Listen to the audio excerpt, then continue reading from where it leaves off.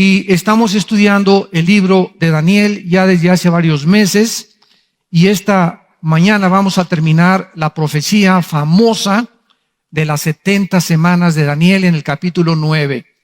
Estamos en el capítulo 9 del libro de Daniel y hemos abordado casi 3 o 4 conferencias nada más en esta impresionante profecía, que es, se podría decir, la base para poder entender la diferencia entre Israel y la iglesia.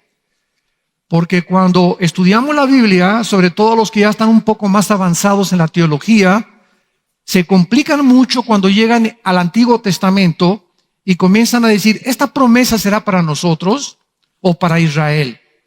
Y esta promesa, ¿cómo la podemos aplicar a nuestra vida? Entonces, esta es la razón por la cual Jesús dijo, escudriña las Escrituras. O sea, no te quedes en primaria ni en kinder. Hay secundaria y preparatoria e universidad en el estudio de las Sagradas Escrituras. Y tenemos que abocarnos a entender que si tú quieres permanecer en kinder, quédate en kinder, no hay ningún problema. Si quieres quedarte en primaria, quédate en primaria también.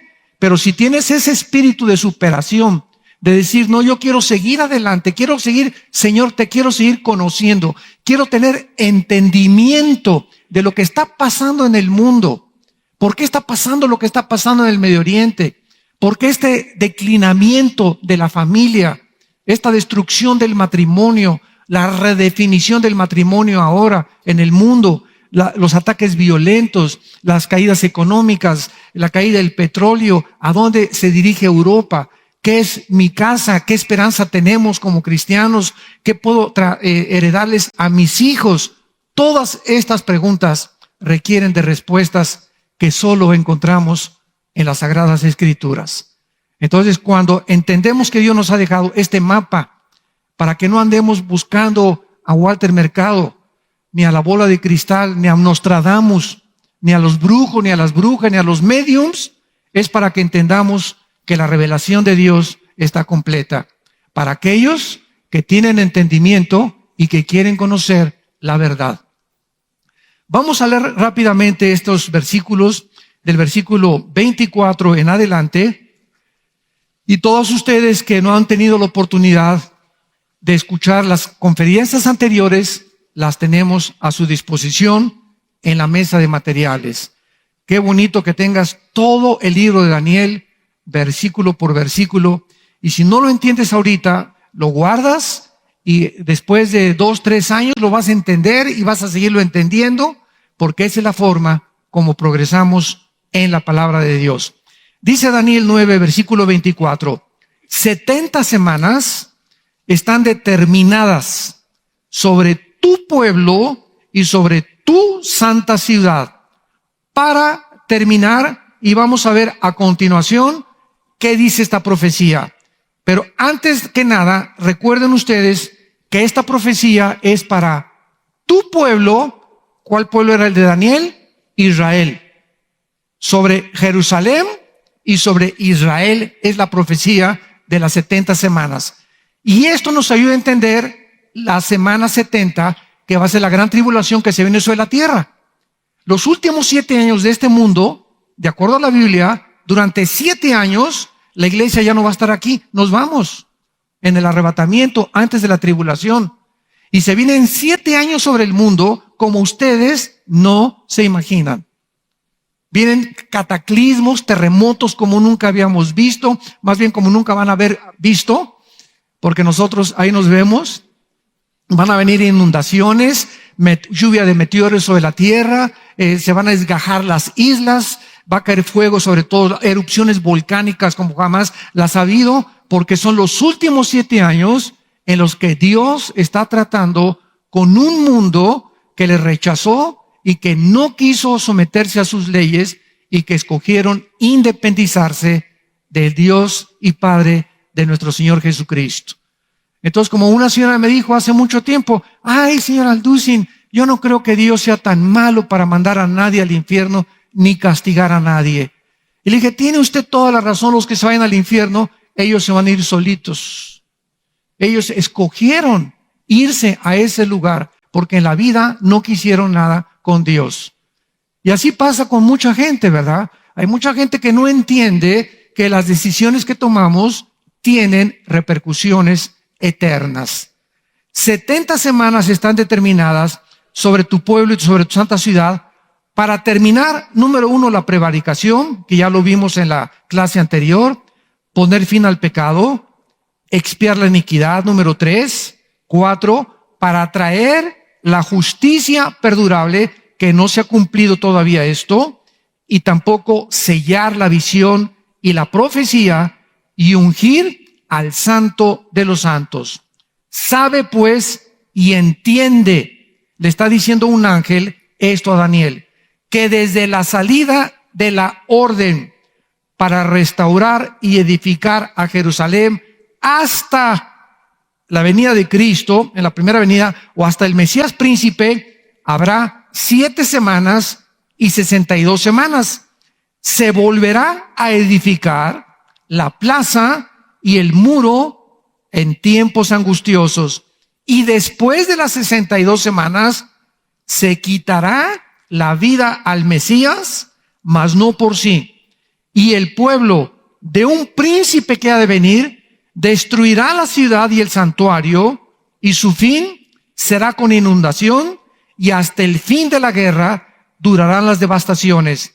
Y por otra semana confirmará el pacto con muchos. A la mitad de la semana hará cesar el sacrificio y la ofrenda. Después, con la muchedumbre de las abominaciones, vendrá el desolador, o sea, el anticristo, hasta que venga la consumación y lo que está determinado se derrame sobre el desolador. Muy bien. Para muchos de ustedes que todavía no están compenetrados con esta profecía y que no estuvieron en las conferencias anteriores, en el versículo 24 se determinan 70 semanas. Estas semanas no son de días.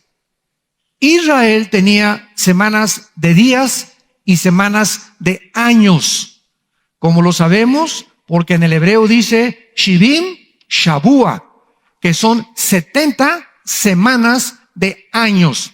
Y vamos a ver que era imposible que estas fueran semanas de 7 días.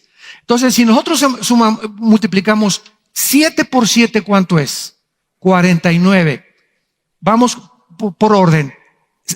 Estamos hablando de que Dios le dice a Daniel hace 2600 años, 600 años antes de Cristo, 490 años van a transcurrir en la historia, 490 años. Vean ustedes las impresionantes matemáticas de Dios y la increíble exactitud con lo que en la historia esto se ha cumplido. Porque esto es algo que cualquier ateo enfrentaría y no podría decir, como lo dijo el famoso ateo astrónomo Carlos Sagan antes de morir: si Dios nos hubiera dejado más evidencias de que existe, habría menos ateos. Pero precisamente Dios se esconde detrás de las personas que quieren evidencias o milagros para que aquellos que le buscan, Dios se revela a ellos. Me buscarás y me encontrarás si me buscares con todo tu corazón. No a través de milagros, no a través de cosas, no a través. Búscalo con tu corazón y no me busques por lo que hago, dice Dios, sino por lo que hice en una cruz hace 2000 años. Entonces, 490 años son profetizados para la nación de Israel. Y se profetiza que los primeros 483 años ya se cumplieron. Entonces, 483 para 490, ¿cuánto falta? 7 años, que son los 7 años que faltan y que serán de la tribulación, y vamos a explicarlo. Dice la Biblia que esta profecía, en el versículo 25, Daniel tenía que entender cuándo comenzarían a cumplirse los 490 años. Versículo 25, desde la salida de la orden para restaurar y edificar a Jerusalén. ¿Cuándo se dio esta orden para que Jerusalén fuera comenzada a ser reedificada? Porque Daniel se encontraba, recuerden, exiliado en Babilonia. cuando en el año 585 antes de Cristo, Nabucodonosor llegó a Jerusalén y sitió la ciudad y se llevó 100,000 judíos, entre ellos Daniel, 4 amigos de él y muchas más personas, y estuvieron 70 años como exiliados en Babilonia, que es ahorita Irak. Al cumplirse los 70 años, Daniel comenzó a orar en el capítulo 9. Oh Dios, ya estamos a punto de regresar a Israel. ¿Qué cosa es lo que va a suceder con tu pueblo? ¿Cuál es el futuro de nosotros? Y se puso a ayunar 3 semanas Daniel. Y dice el capítulo 10 que cuando él comenzó a ayunar, Dios envió al ángel Gabriel del cielo para bajar ahí a la tierra y darle el mensaje a Daniel de cuál era su profecía. Porque Dios en el Antiguo Testamento mandaba ángeles con el mensaje, no era Dios en persona, aunque muchas veces, como en Génesis 18, se le apareció en persona a Abraham, pero en la forma humana. Entonces Dios mandó un ángel a Daniel, y mientras el ángel venía del cielo, se le atravesó un principado satánico. Porque Satanás está organizado, de acuerdo a Efesios 6:12, en principados, gobernantes de las tinieblas, principados de Satanás, huestes espirituales de maldad. Hay una organización impresionante satánica, así como hay un presidente, vicepresidente, gobernadores de cada estado, presidentes municipales, jefes de policía, etcétera, etcétera. Así están organizadas las huestes de Satanás por la revelación bíblica. Entonces, un principado se le atraviesa al ángel en el cielo, y este principado era el que estaba gobernando Persia. En 1935 se le cambió el nombre de Persia a Irán, lo que es ahorita la nación de Irán. Vean ustedes que históricamente la Biblia es absolutamente cierta, certera, indubitable, irrefutable. Porque la arqueología, la historia, la geografía, todo lo que la Biblia nos revela se ha cumplido con una exactitud matemática. Entonces, este principado que gobernaba el imperio persa, los medos y los persas hicieron una alianza después de los babilonios, conquistaron a los babilonios, y vino el imperio medio persa, se unieron para poder destruir Jerusalén. Y este principado se le atraviesa al ángel de Dios, y hay una guerra cósmica en los cielos, donde el ángel de Dios tiene que pedirle ayuda a Miguel. Miguel es el arcángel de Dios, es el único arcángel que se menciona en la Biblia, y es el arcángel que está al cuidado de la nación de Israel. Entonces, todo esto está en el capítulo 10, que ya lo vimos. Entonces, Miguel viene a la ayuda, y ya total que hacen a un lado el principado satánico, baja el ángel, y entonces le revela, o la carta que traía de Dios, se la revela a Daniel, y lo leemos en el capítulo 9. Cómo estuvo toda esta situación. Entonces, desde que la Jerusalén comenzó a ser reconstruida, y vean ustedes lo que dice el versículo 25, hasta el Mesías príncipe, habrá 7 semanas y 62 semanas, 483 años. En el año 444 antes de Cristo, Nehemías capítulo 2, versículo del 1 al 3. Hasta el domingo de Ramos, cuando Cristo entró en un burrito en Jerusalén, en ese momento se cumplieron las 483 años. Y los más grandes matemáticos de la historia han, haciendo a un lado los años bisiestos y con el calendario lunar de los judíos de 360 días, nosotros estamos bajo el calendario solar de 365 días, minutos y segundos. Los judíos estaban bajo el calendario lunar de 360 días. Entonces, desde la orden de Jerusalén hasta Cristo, exactamente son 483 años. ¿Qué estamos diciendo? Que la Biblia profetizó exactamente el año en que Cristo bajaría al mundo por primera vez. Pero la segunda venida de Cristo nadie la sabe, ni los ángeles del cielo. Dios escondió la aparición, ahora que regrese Cristo, nadie sabe el día ni la hora de su segunda venida. Entonces, es increíble cómo se cumple esta profecía.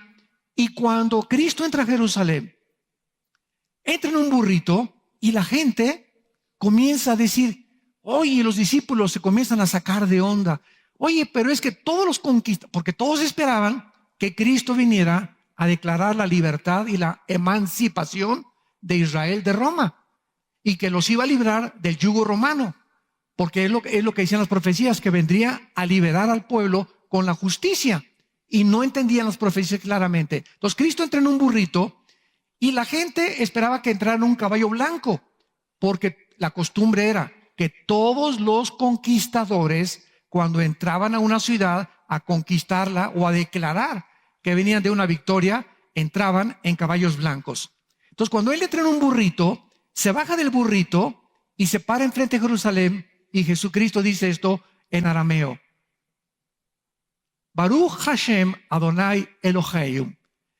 Bendito el que viene, bendito será el que viene en el nombre del Señor. Hasta que ellos, los judíos, le reconozcan como el Mesías, podría entonces decir, bendito el que viene en el nombre del Señor. Y Jesús, llorando, dice: Jerusalén, Jerusalén, tú que matas a los profetas, no volverás a poder encontrar tu paz hasta que digas, Baruch Hashem Adonai Eloheinu, bendito el que viene en el nombre del Señor. Entonces, ahí se paró la profecía de Daniel. Se cumplieron 483 años. Entonces, como los judíos lo rechazaron y le dijeron a Pilato, sobre nosotros que sea la maldición, crucifícale, suelta a Barrabás, crucifícale. Entonces vino una maldición sobre Israel, porque rechazaron al Mesías. Y cuando Cristo muere, se detiene, escuchen esto, con mucha atención, se detiene esta profecía. Y se hace un intermedio, que es lo que se llama la iglesia, que somos nosotros. Y los últimos 2000 años, Dios ha dejado de tratar con Israel. Dice la Biblia, ahora no hay judío, ni griego, ni gentil, sino que todos, griegos, italianos, mexicanos, africanos, todos somos uno en Cristo. No importa tu raza, tu descendencia tribal o lo que sea, si eres cristiano, somos hermanos, no importa nuestro origen ni nuestra nacionalidad. Entonces, cuando venga Jesucristo en el arrebatamiento, síganme con mucho cuidado, que está a punto ya de venir, porque han pasado exactamente 2000 años, la iglesia tiene que ser sacada del mundo para que Cristo siga tratando con la nación de Israel y se cumpla la última semana de 7 años. Y esta es la razón del conflicto de muchos hermanos cristianos escatólogos o teólogos que dicen que la iglesia va a pasar la tribulación, unos que no la va a pasar la tribulación, unos que el rapto y la segunda venida es lo mismo. ¿Por qué? Porque ignoran la profecía de las 70 semanas de Daniel, donde dice claramente que estos últimos 7 años son para Israel y no para la iglesia. La iglesia tiene que salir del mundo para que Dios comience a tratar con la firma del anticristo, que lo vamos a ver a continuación, y otra vez, al final de los 7 años, Cristo regresa con nosotros. Nos vamos nosotros 7 años en el arrebatamiento, mientras la tribulación está aquí, los 7 años, estamos en el cielo nosotros, en el tribunal de Cristo.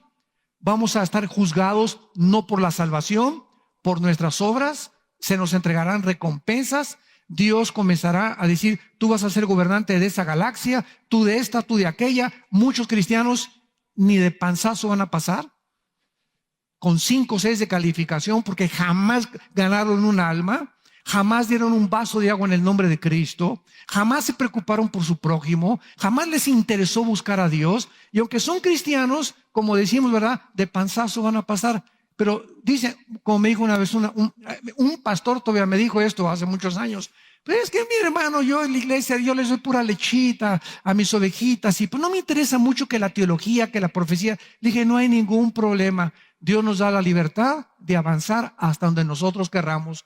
Pero ¿sabes una cosa? que los que dicen en la universidad o en la preparatoria, aunque pase de panzazo, pero ya pasé, es una mentira. Porque cuando pasas al otro lado, te das cuenta que por la ignorancia de los años que no estudiaste, vas a tener que estudiar 3 años más en la universidad porque no quisiste graduarte con 8,9 en la preparatoria.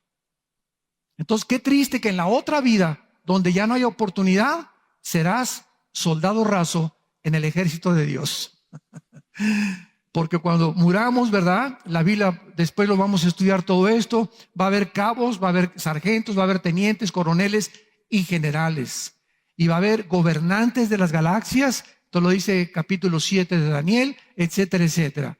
Entonces, cuando Cristo venga, venimos con Él a establecer su reino milenial. Durante 1000 años, ¿qué Reino Aventura ni qué Disneylandia? Este mundo será completamente transformado y las víboras no van a tener ya veneno, los leones van a perder su ferocidad, el león se va a acostar con el cordero, el niño va a jugar con las culebras, no habrá ladrones, no habrá asaltos, no habrá nada, no habrá carreteras, va a ser todo completamente como el huerto del Edén. Vamos a trabajar como labradores, como agricultores, van a ser 1000 años en Cancún, que ni siquiera tampoco se compararía ni la Riviera Maya. Y por eso dice la Biblia, no os canséis de hacer el bien. No desmayes. Yo soy tu Dios que te esfuerzo, que te sostengo y te digo, nunca te dejaré ni te abandonaré. Y esta época que estamos viviendo, donde hay tantas presiones en todos los sentidos, económicas, morales, sexuales, es cuando ahí se forjan los soldados de Dios. En este entrenamiento precisamente.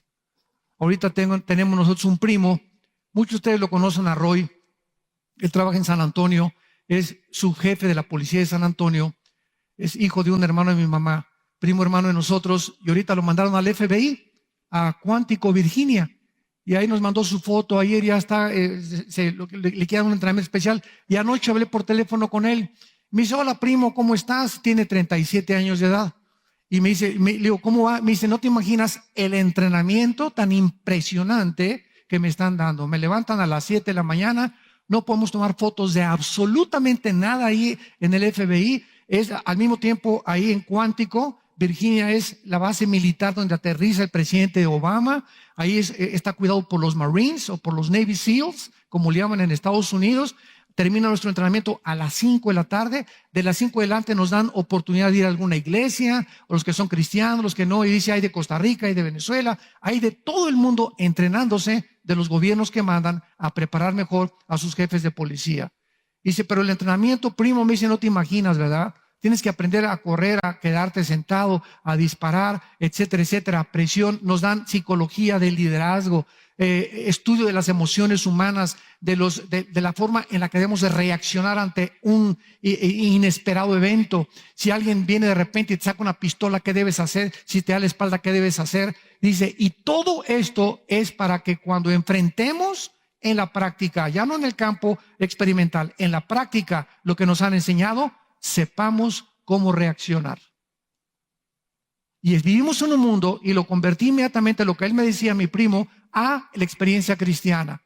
¿Cómo reaccionas cuando te dicen tu esposa te es infiel? O tu esposo te es infiel. O tu novio anda con otra, o tu novia anda con otra. O se cayó tu negocio, o ya ahorita no puedes comprar dólares, o esto. ¿Cómo reaccionamos a todas las tentaciones y los problemas del mundo? Si tú estás entrenado y tienes al Señor y Él es tu seguridad, cuando venga algo que tú no te imaginabas que iba a suceder en tu vida, o se murió tu hijo, por ejemplo, o anoche te hablan por teléfono, se estrelló tu hija, o una prima, o tu hermano en la carretera, ¿cómo reaccionas ante todas las circunstancias de la vida? Vas a reaccionar dependiendo de tu relación con Cristo. De ahí viene absolutamente todo, es lo que vamos a decidir en la vida, de nuestra relación con el Hijo de Dios.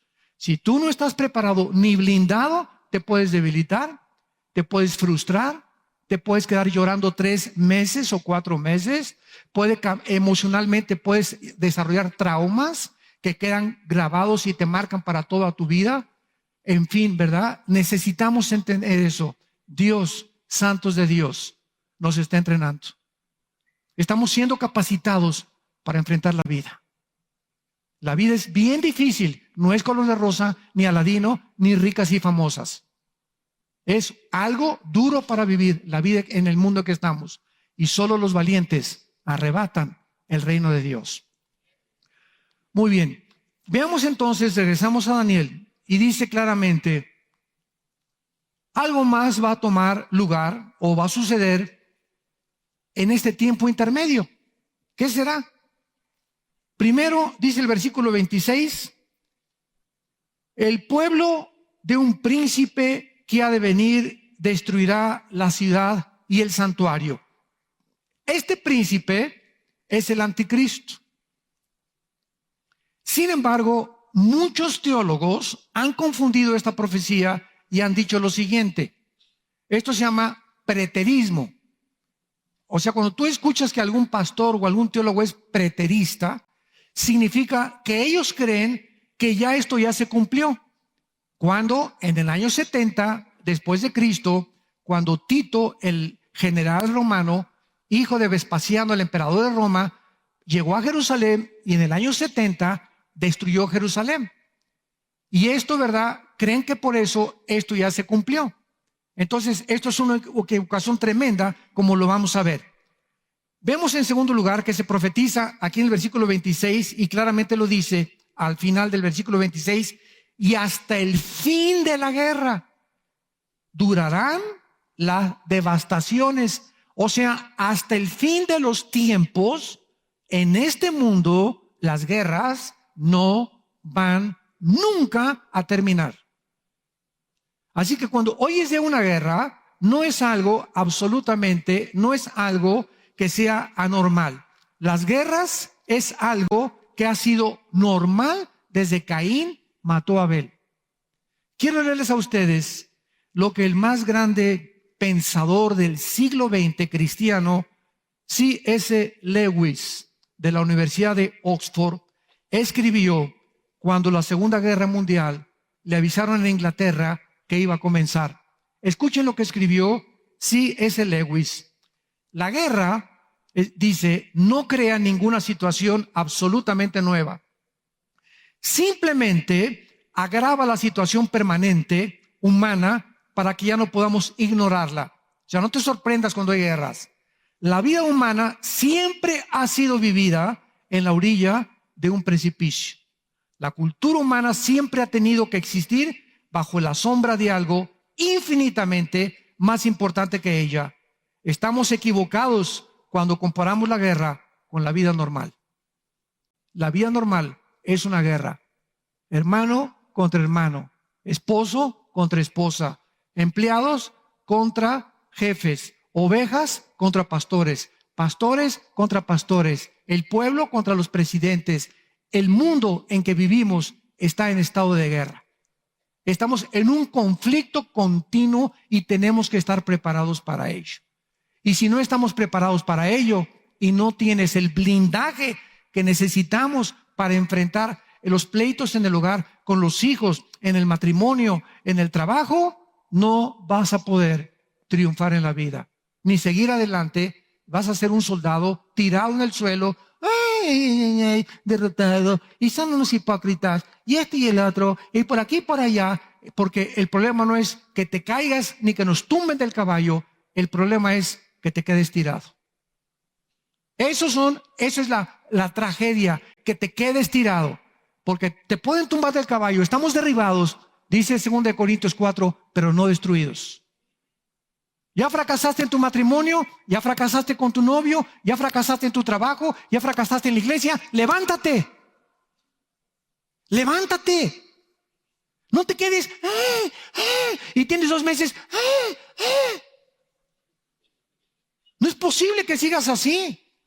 ¿Por qué? Porque eso va a impedir que Dios te pueda seguir desarrollando el carácter que Él quiere que desarrolles. Tenemos que levantarnos de todas las situaciones que atravesamos en la vida. Porque nacimos para eso. Como dice Job, nacimos para el sufrimiento. Entonces no estamos en Disneylandia ni en Reino Aventura. El mundo es difícil de vivir. Y Cristo nos promete que con Él va a poder solventar nuestras cargas.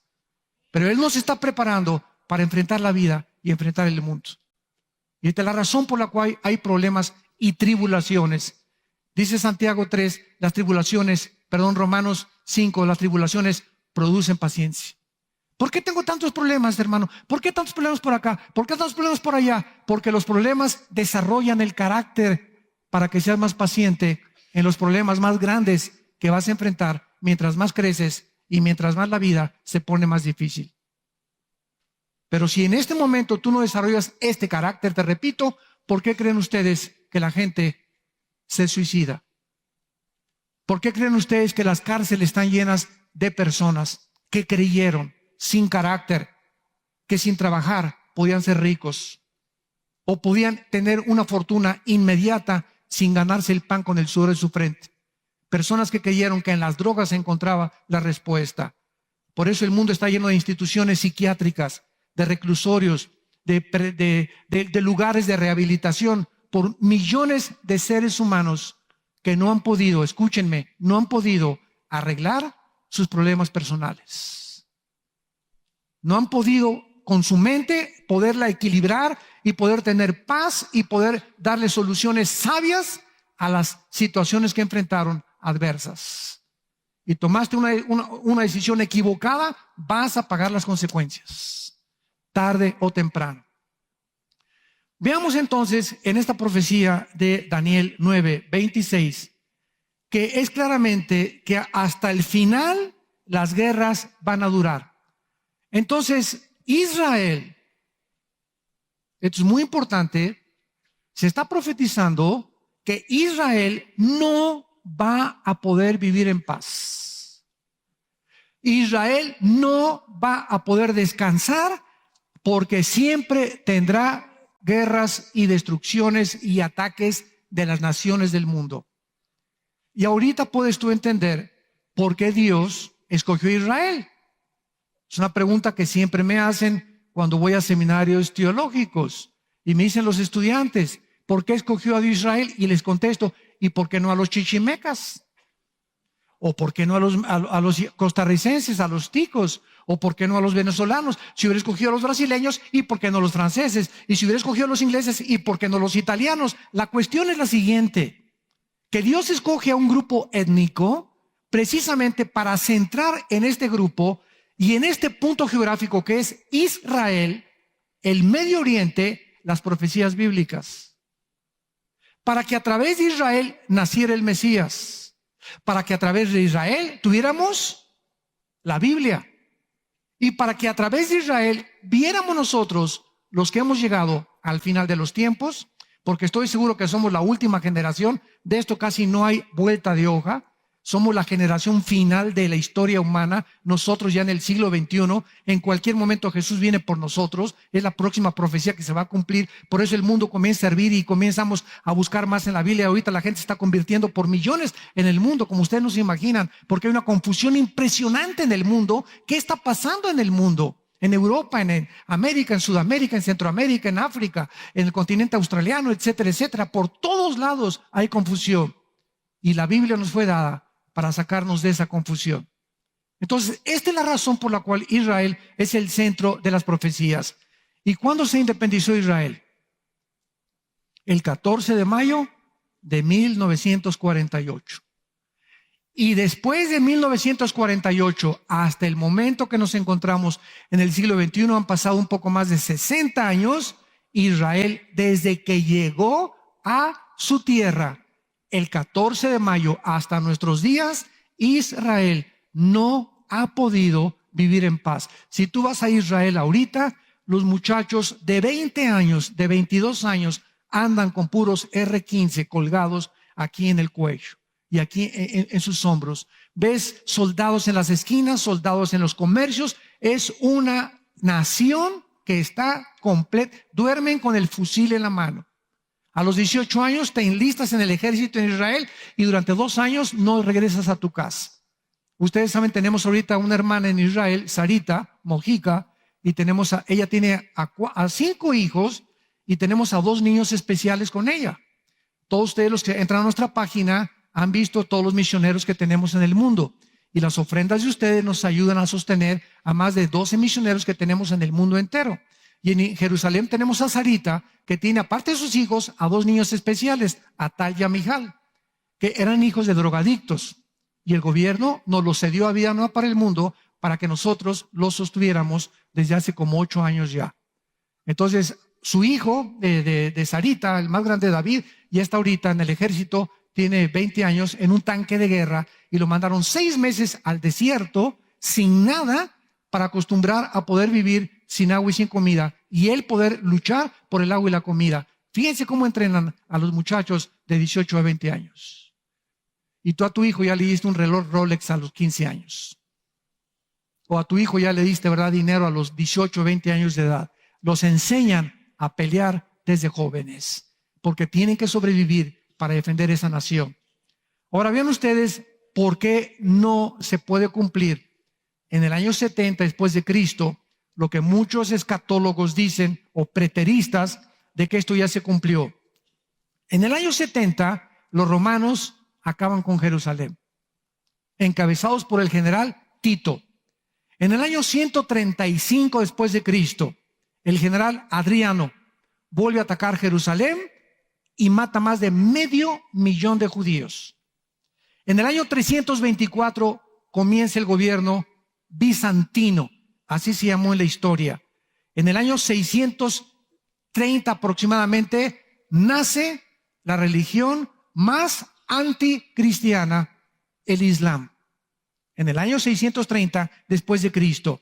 En el año 1099 después de Cristo, los cruzados, enviados por el Vaticano, con una cruz pintada aquí, llegan a Israel a matar judíos, a matar moros, a matar musulmanes y a hacer una matazón impresionante. En el año 1260, los mamelucos del Cáucaso y de Rusia les comienzan a perseguir a los judíos. En el año 1517, los turcos otomanos toman posesión de Israel. Y en el año 1917, Inglaterra termina con el Imperio Otomano. Y de 1917 a la Segunda Guerra Mundial, los judíos no habían podido en casi 2000 años independizarse. Hasta el fin de la guerra durarán las devastaciones. Y ahora, después del 48, guerra a la media hora. Que el 14 de mayo de 1948, David Ben Gurión, el primer ministro de Israel, sonó el shofar, tutú, tutú. Israel es un estado libre, soberano, independiente de las naciones. A la media hora, a las 5:30 de la mañana, los atacan 3 y 4 naciones árabes. A la media hora que habían llegado, y eso que habían regresado con el permiso en aquel tiempo de la Liga de las Naciones, que ahora es la Organización de las Naciones Unidas.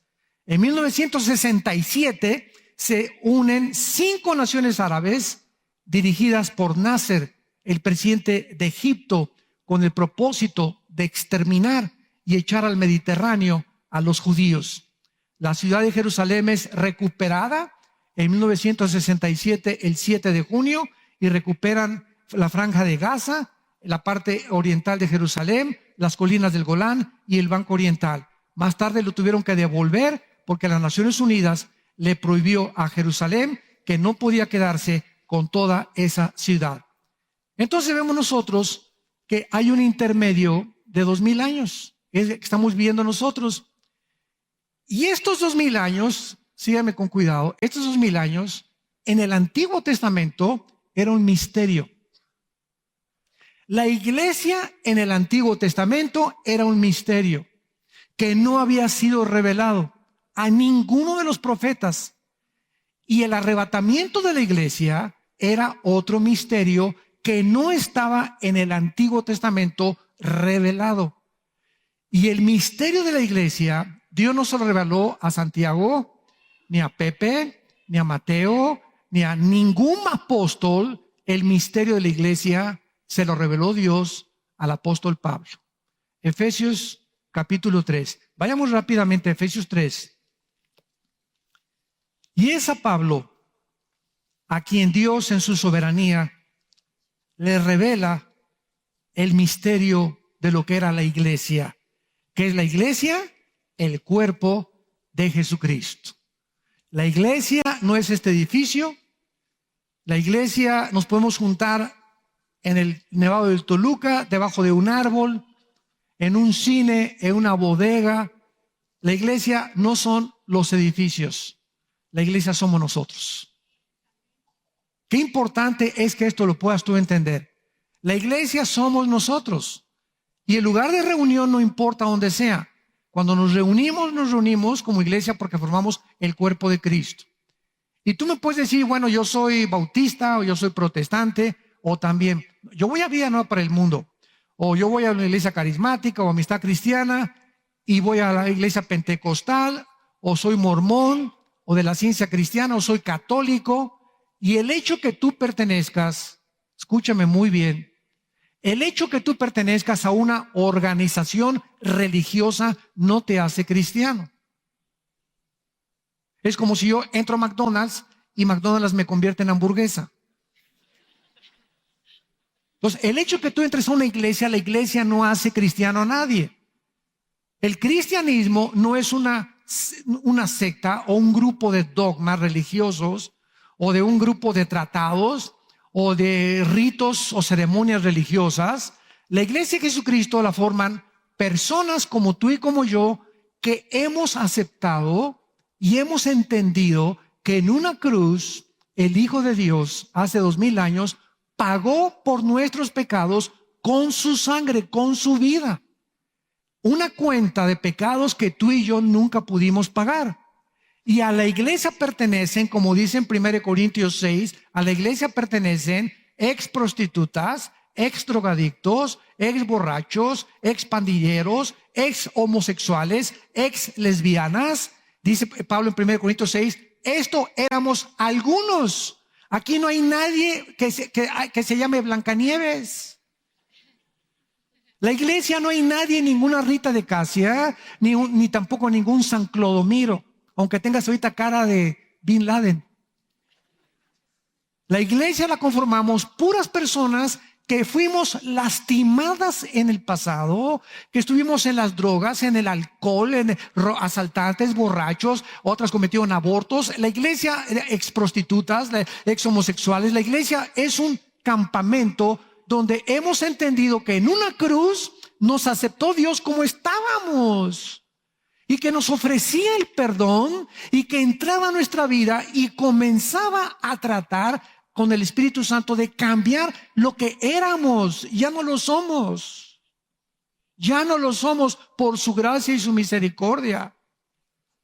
Y ahora, al saber ese perdón tan grande, Dios nos dice, ese perdón y esa misericordia, tenla para con los demás. No juzgues para que no seas juzgado. Si yo soy lo que soy y tú eres lo que eres, y cuando vemos, ay, mire ese borracho, y mire ese drogadicto, y mire esa prostituta, y mire ese tatuado, etcétera, etcétera. ¿Sabes una cosa? Tú y yo éramos iguales o peores que muchos de ellos. Y estamos aquí por la gracia de Dios, para que esta gracia y este perdón lo manifestemos a nuestros semejantes. Y te cierres la boca al saber, gracias Señor, porque por misericordia yo podría estar peor todavía ahorita si tú no hubieras entrado a mi vida. Y eso nos mantiene humildes. Nos mantiene en el camino de la humildad. Dice en Efesios capítulo 3, versículo 3, que por revelación me fue declarado el misterio.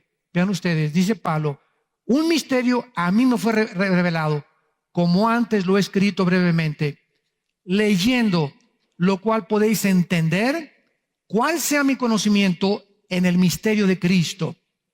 Misterio que en otras generaciones, o sea, en el Antiguo Testamento, no se dio a conocer a los hijos de los hombres, como ahora, ya bajo el nuevo pacto, ahora es revelado a sus santos apóstoles y profetas por el Espíritu. ¿Cuál es este misterio? Que los gentiles, o sea, los que no éramos judíos, somos coherederos y miembros del mismo cuerpo y copartícipes de la promesa en Cristo Jesús por medio del Evangelio. que ahora somos todos hermanos y hermanas en Cristo. Y pues que los hermanos pentecostales creen que las lenguas y los carismáticos creen en esto, los presbiterianos tienen otra perspectiva, otra forma de poder enfocarse en las profecías, los bautistas de otra forma. Ningún grupo tiene toda la verdad. Ningún pastor, ningún teólogo, por más que sepamos y conozcamos, podemos decir, tenemos completamente todo el horizonte de la verdad. Porque conocemos en parte y lo que conocemos no lo conocemos como lo deberíamos de conocer. 1 Corintios capítulo 8, 1 Corintios capítulo 3. Eso nos mantiene humildes. Entonces, yo necesito a mis hermanos pentecostales, cosas que no tenemos nosotros de ellos. Necesito de mis hermanos bautistas, necesito de mis hermanos presbiterianos, de mis hermanos carismáticos. O unos se van al extremo, pues se van al extremo. Otros, ¿verdad? Como me decía un hermano que acaba de llegar ahorita de un país de Sudamérica, ay hermano, a la iglesia a donde yo voy nos dan bolsitas de plástico al entrar. ¿Para qué? Para el vómito. ¿Para cuál vómito? Para el vómito santo. Asústame. Hay de todo. En la vida del Señor hay de fresa, tamarindo y tutti frutti. Hay de todo en las iglesias. ¿Por qué? Porque hay unas que se van a unos extremos impresionantes por falta de doctrina, es todo nada más. Pero son hermanos de nosotros, muchos lo son, muchos ni lo son, ¿verdad? Pero tenemos que entender eso, ¿verdad? Tenemos que soportar y tenemos que tolerarnos y tenemos que pedirnos perdón y tenemos que seguir en este camino si queremos ser bendecidos por Dios. Porque les voy a decir, el veneno más grande que existe en un cristiano, la única cosa que puede entrar en tu corazón que cierre la llave de la gracia de Dios a tu vida es la amargura. Hebreos 12:15. El rencor o la amargura. Tú no puedes, ni yo, ni ningún cristiano, darnos el lujo de tener rencor o amargura contra nadie. Porque te infecta tu vida espiritual. Bloquea completamente lo que Dios te quiere dar a toda tu vida. Y lo dice la Biblia, no lo digo yo. Mirad que no haya una raíz de amargura, Hebreos 12:15, para que la gracia de Dios no sea bloqueada en tu vida. Entonces, no importa en la vida cristiana lo que nos hagan, lo que nos persigan, traiciones, calumnias, mentiras, aguanta todo, aguántalo. Llegan los misiles y llegan los balazos, etcétera, por acá, aguántalo, no guardes nada. Así como entra cada limón que te avienten, hazlo agua de limón. No te amargues. Estamos en un mundo completamente bajo el control del enemigo. Entonces no podemos desanimarnos, no podemos desalentarnos, pase lo que pase en tu familia, con tus hermanos, en las iglesias, en los gobiernos. No te desanimes, no te amargues. Cuídate del espíritu de odio que hay en el mundo ahorita, actualmente. Ahorita en el mundo hay un espíritu de odio como no se imagina. Grupos étnicos contra grupos étnicos, demócratas contra republicanos, pueblo contra el gobierno, etcétera, etcétera. ¿Y todo por qué? ¿Saben por qué? Porque el mundo está frustrado. Y yo he llegado muchas veces así ya como cristiano y con mis 35 años que tengo predicando la palabra de Dios, he llegado a mi casa, Señor, ¿ya? ¿Cuándo ya? Señor, ya. Y le grito a Dios muchas veces, Padre, por favor, ¿verdad? ¿Cuándo traes la justicia ya? ¿Cuándo ya podemos, verdad? Y otra vez caigo de rodillas y otra vez me dice el Señor, espérese. Yo soy soberano. Y acabamos, ¿verdad? Como Job, enmudecí porque tú lo hiciste, Señor. ¿Quién soy yo? ¿Verdad? Gusano, grillo a los ojos de un Dios infinitamente grande que tiene un plan perfecto y que nos viene a recompensar para poder decirme y recordar sus palabras. No te desanimes, yo soy tu Dios que te esfuerzo.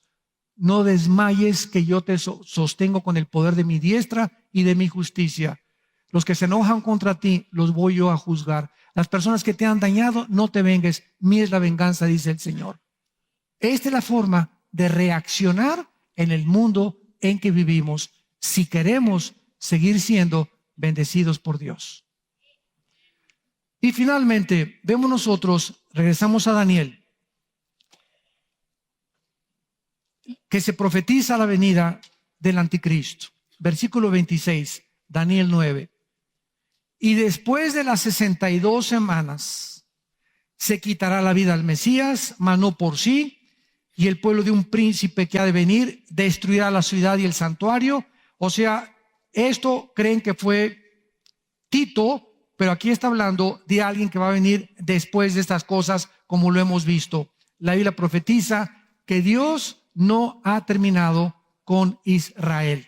¿Saben ustedes que esto se profetizó claramente en Oseas, en el libro de Oseas, capítulo 3, versículo 4 y 5? Se los voy a leer rápidamente. Oseas 3, 4 y 5. Muchos días estarán los hijos de Israel sin rey, sin príncipe, sin sacrificio, sin estatua, sin efod y sin terafines. ¿Cuánto tiempo ha pasado de esto? 2000 años que los judíos no tienen, no tenían gobierno, ni tienen un templo todavía. Ahorita los judíos siguen sin sacerdotes y sin templo. Después, versículo 5, volverán los hijos de Israel y buscarán a Jehová su Dios y a David su rey, y temerán a Jehová y a su bondad en el fin de los días. Dios dice a Israel, hagan de cuenta que esta sección es Israel, esta sección es la iglesia. Dios les dice a Israel, no he terminado con ustedes. Me rechazaron ustedes, pero mi misericordia es más alta que los cielos. Los voy a poner en la banca mientras el Barcelona le gana al Real Madrid. Ahí se van a quedar, así está Israel. Ahorita ya no son ustedes, ahora me voy a abocar con un nuevo pueblo que se llama la iglesia. Y aquí este pueblo no son judíos, aquí hay griegos, mexicanos, judíos, hay de todas las nacionalidades. Este es un nuevo formato que es la iglesia, el cuerpo de Cristo. Pero cuando termine con la iglesia, como terminé con ustedes en el Antiguo Testamento temporalmente, me voy a llevar a todos estos grupos de personas a la iglesia conmigo al cielo. Y cuando me los lleve, me volteo y vengo por ustedes y los meto al partido otra vez. Para que vuelvan a jugar el último juego de la historia humana. Ustedes, no he terminado con ustedes. ¿Dónde lo encontramos esto? En Romanos 9, Romanos 10 y Romanos 11. Leamos rápidamente el capítulo 11 de Romanos. Y dice así, versículo 1. Digo pues, ¿ha desechado Dios a su pueblo, o sea, a Israel? En ninguna manera, dice Pablo, porque yo también soy israelita de la descendencia de Abraham, de la tribu de Benjamín. O sea, el mismo Pablo se pone como ejemplo que él no ha sido desechado por Dios por ser judío. ¿No ha desechado Dios a su pueblo al cual antes conoció? ¿O no sabéis qué dice de Elías la Escritura, cómo invoca a Dios contra Israel diciendo, Señor, a tus profetas han dado muerte y tus altares han derribado, y solo yo he quedado y procuran matarme? ¿Pero qué le dice? La divina respuesta, me he reservado 7,000 hombres que no han doblado la rodilla delante de Baal. Así también, aún en este tiempo, o sea, en el tiempo que estamos de la iglesia, ha quedado un remanente escogido por gracia. Y ahorita, desde 1985 más o menos, desde el siglo pasado, hace 30 años para acá, 150,000 judíos étnicamente de Israel se han convertido a Yeshua, a Jesús como el Mesías. Entonces, no todo Israel rechazó a Dios. Hay miles de judíos ahorita y están ahorita, es un fenómeno que tenemos ahorita en el Nuevo Testamento, las famosas iglesias mesiánicas. A cada ratito llegan hermanos, hoy pues estamos en una iglesia mesiánica y el pastor es judío, etcétera, etcétera. Pues qué bueno, gracias a Dios, mientras no los lleguen a obligar a guardar el sábado, todo está bien. Mira, no te digan que te tienes que dejar caireles. Mientras no te digan que tienes que guardar las fiestas, mientras no te digan esas cosas, no hay ningún problema. Porque mientras se cuaja este movimiento, hay muchos extremos también. Pero si tú llegas bien preparado con la doctrina, ¿verdad? Entonces ya puedes enfrentar y darte cuenta de la diferencia entre el israelita y entre el gentil convertido a Jesucristo como su Señor. Y así como Dios ha escogido un tiempo para Israel, lo tiene para nosotros. Yo me pregunto en esta mañana, te pregunto más bien, ¿estás preparado Si Dios viniera ahorita saliendo aquí del hotel, o hoy en la noche, o mañana que tengas un accidente automovilístico, hoy te puede dar un ataque al corazón, una embolia cerebral, una bala perdida. Ahorita acabamos de recibir un oficio, un correo que nos vuelven a invitar y estoy orando para ir a testificar al Chapo, al altiplano aquí de Almoloya. Estamos porque tenemos ya 25 años autorizados por la Secretaría de Gobernación, vía No para el Mundo, tenemos el permiso de visitar las cárceles. Y cada 15 días tenemos un grupo en el México, en el norte y en el sur, que vamos a las cárceles, a Santa Marta, Catitla, a la cárcel de mujeres, a las prisiones del sur, y estamos logrando, y estamos orando para poder llevar la palabra. No nos han dejado entrar todavía a esta prisión. Oren ustedes por el Chapo. ¿Por el Chapo? ¿Crees que merece misericordia? ¿Crees que tú eres mejor que él?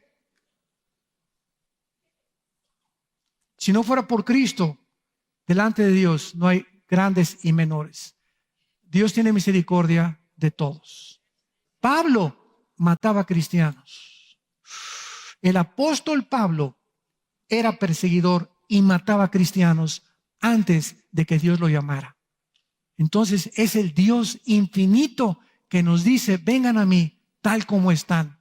Y si tus pecados fueran negros como el carbón, como la blanca lana serán por la sangre del Hijo de Dios. Oremos. Señor, te damos tantas gracias por tu misericordia. Tantas gracias porque lo que somos actualmente lo somos por tu gracia nada más. Porque hace muchos años o semanas o meses nos llamaste y nos mostraste nuestra profunda necesidad que teníamos de ti. Gracias, Señor, porque cuando comienzas una obra, la terminas. Y lo que has comenzado en cada una de nuestras vidas, la vas a terminar hasta que Jesucristo regrese. Señor, que andemos como es digno de ti, llevando fruto en toda buena obra, creciendo en tu gracia y conocimiento, amando la verdad, apasionados por la verdad y viviendo siempre delante de ti con temor, porque tú juzgas nuestras obras de acuerdo a lo que nosotros pensamos o hacemos. Y te damos gracias porque de todos nosotros has tenido y seguirás teniendo misericordia, para que nos soportemos como somos, nos perdonemos unos a otros y nos aceptemos como tú lo hiciste desde la cruz. Oh Dios, en esta mañana estamos seguros que les has hablado también a muchas personas que a través del internet, de las redes sociales y de los aquí presentes no te tienen en su corazón. Si alguno de ustedes que ha escuchado este mensaje del Evangelio de la gracia de Dios, le abres tu corazón a Cristo y le aceptas en este instante como tu Señor y Salvador, Él no te echará fuera. Él cumplirá su promesa, que Él vendrá a tu vida y sanará contigo y te mostrará la verdad, y la verdad te hará libre. ¿Qué tengo que hacer? Me preguntarás para aceptar a Cristo en este momento. Y si mi muerte llegara hoy mismo, tener la seguridad de que tengo el perdón de mis pecados, dile estas palabras con todo tu corazón. Te pido perdón por mis pecados, Señor, por todo lo que he hecho en mi pasado. Creo que en esa cruz tu Hijo con su sangre pagó por mis pecados. Y te pido, Jesús, que entres a mi corazón como mi Señor y mi Salvador. Dame el poder de vivir para ti y la comprensión de tus caminos para poder reaccionar y vivir conforme a tu sabiduría y ya no más a mi propio conocimiento e inteligencia. Te doy las gracias en el nombre de Jesús. Amén.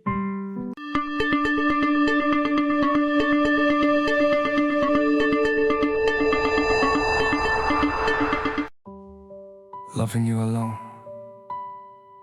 feels so beautiful, and yet it hurts the most. You became my quiet sunrise, the dream I never dared to say. Every smile you gave so freely took my breath a little away. I held this love like fragile glass, so precious, soft and true. But every beat inside my heart was only reaching out to you.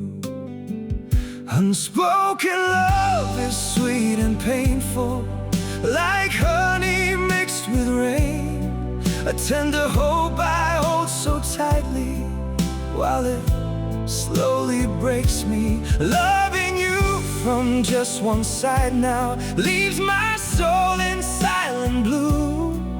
'Cause the deeper that I fall alone, the lonelier I do.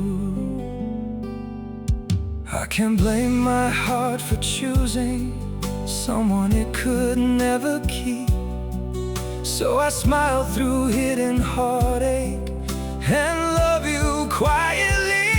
Unspoken love is sweet and painful, like honey mixed with rain. A tender hope I hold so tightly, while it slowly breaks me. Loving you from just one side now leaves my soul in silent blue. 'Cause the deeper that I fall alone, the lonelier I do.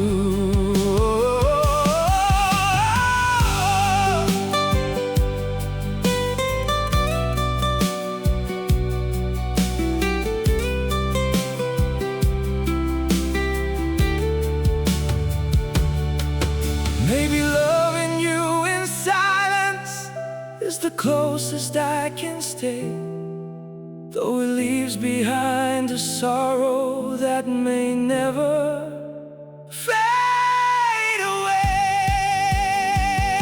Unspoken love is sweet and painful, like honey mixed with rain. A tender hope I hold so tightly, while it slowly breaks me. Loving you from just one side now leaves my soul in silent blue. 'Cause the deeper that I fall alone, the